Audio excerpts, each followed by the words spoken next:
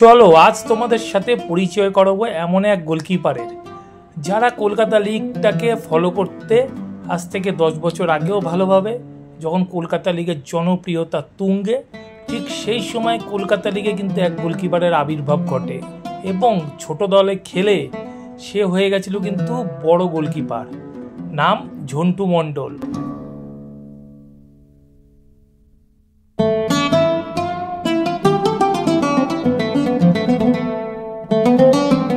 এই সময় কলকাতা লিগের জনপ্রিয়তা কিন্তু তুঙ্গে ছিল। সরাসরি টিভিতে ঘরে বসে সবাই সেই খেলা দেখতো, ফ্লাড লাইটে ম্যাচ হতো, আর ছোট দলগুলোর সাথে বড় দলগুলোর কিন্তু জোর টক্কর। সেই সময় কিন্তু ঝন্টু মণ্ডল বড় দলগুলোর কাছে ত্রাসের নাম হয়ে উঠেছিলেন। ছোট দলের বড় গোলকিপার বলা হতো ঝন্টু মণ্ডলকে। সেই ঝন্টু মণ্ডল এখন কি করছে, কোথায় আছে, সেই নিয়ে আজ কিন্তু ঝন্টু মণ্ডলের সাথে আমরা কথা বলবো।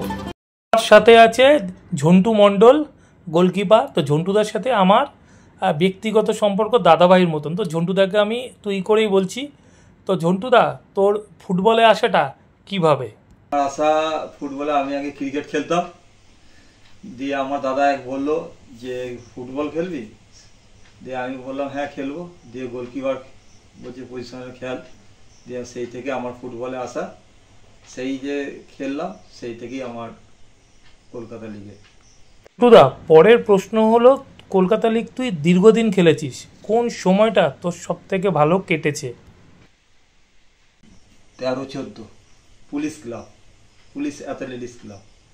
ঝন্টুদা, তুই কলকাতার বাইরে আসামের ক্লাবের হয়ে আই লিগ সেকেন্ড ডিভিশন খেলেছিলি, কেমন অভিজ্ঞতা ছিল তোর? আমার অভিজ্ঞতা হচ্ছে আমি বাইরে দিয়ে খেলেছি গুয়াহাটি এফসি, সেখানে খুবই ভালো, অনেক বড় বড় প্লেয়ার ছিল, অনেক বড় বড় দাদারা ছিল, খুবই ভালো লেগেছে। সেখানে সুভাষ ভৌমিক কোচ ছিল, টেনিস কোচ ছিল, তাদের আন্ডারে খেলে আমার খুবই ভালো লেগেছে। ওকে বলা হতো ছোট দলের বড় গোলকিপার, ইস্ট বেঙ্গল মোহনবাগান না খেলার আফসোস কি তোর আছে? আফসোস বলতে এটা একটু বাড়াবাড়ি হয়ে গেল। ছোট দলের বড় গোলকিপার, হ্যাঁ মানছি, কিন্তু আফসোসটা থেকে গেল। ইস্ট বেঙ্গল মোহনবাগান তো আফসোস থাকবেই খেলার, সেটা তো ইচ্ছা ছিল আমারও, কিন্তু হয়নি। ইস্ট বেঙ্গলের ডাক ছিল, সেরকম তো হাওয়া উঠেছিল, আমার কাছে অবশ্য কল আসেনি, সেটাই আফসোস থেকে গেল। তোর কাছে মোহামেডান স্পোর্টিং এর অফার ছিল, কিন্তু মোহামেডান স্পোর্টিং এর সই হলো না, কারণ কি? মোহামেডানে আমার ডাক এসেছিল, সেখানে আমার খেলা হয়নি।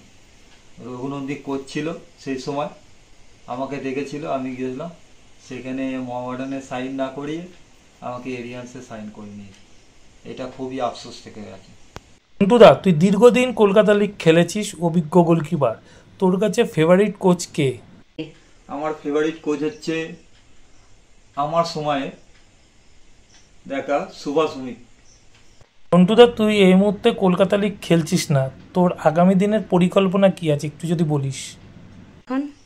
আমার পরিকল্পনা বাচ্চাদের নিয়ে কাজ করা, তাদের ছোট ছোট ছেলেদেরকে আরো উপরে শেখানো, সেটাই আমার পরিকল্পনা আছে এখন, যেটা আমি পারিনি এখনো পর্যন্ত বড় ক্লাবে।